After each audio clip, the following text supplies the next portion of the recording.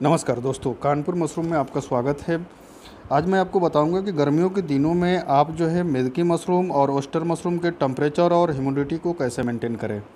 सबसे पहले गाइज इस समय में आपको सबसे प्रॉब्लम होती है कि टेम्परेचर को काफ़ी हाई हो जाना या ह्यूमिडिटी बिल्कुल ख़त्म हो जाना, जिसके लेकर मशरूम में कई तरह की प्रॉब्लम आ जाती है। कभी पीन हेड सूखने लगता है या माइसेरियम सही से ग्रोथ नहीं करता है।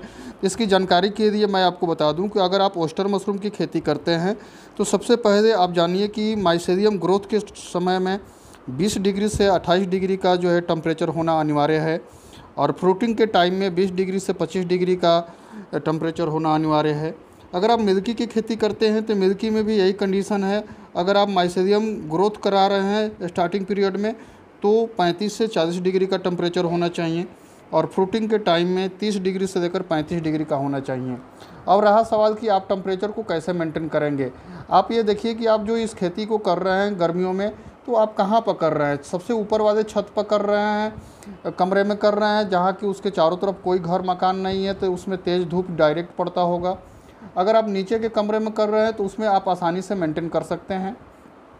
मेंटेन करने के लिए कुछ छोटे छोटे उपाय है, उसको आप कर सकते हैं। जैसे कि आप कमरे में टाट की बोरी, जो चीनी वाली जो सूती बोरी होती है, उसकी आप एक चटाई बनाइए और उसको बनाकर आप दीवार के लेवल में भी लगा सकते हैं। करीब करीब दीवार आपका 10-12 फुट का होगा, तो आप वो उतनी बड़ी चटाई को बनाइए और उसमें आप लगाइए। अगर आपको लग रहा है कि दीवार वगैरह ख़राब होगा या कुछ और प्रॉब्लम होगी पानी की छिड़काव वगैरह करने से, तो आप कुछ ऐसा उपाय करिए कि आपका जो बोरी है वो दीवार से जो है करीब 5 इंच या 10 इंच जो है अलग रहे, ताकि वो दीवार को आपको कोई प्रॉब्लम ना हो।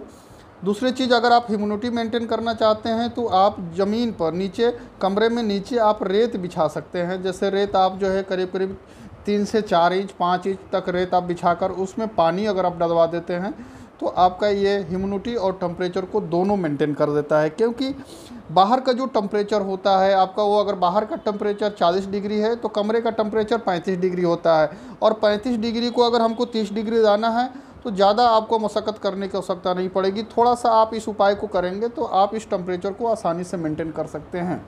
उम्मीद करता हूं दोस्तों आपको ये जानकारी अच्छी लगी होगी। अगर आपको जानकारी अच्छी लगी होगी तो इस वीडियो को लाइक करें, शेयर करें, सब्सक्राइब करें। थैंक यू दोस्तों, नमस्कार।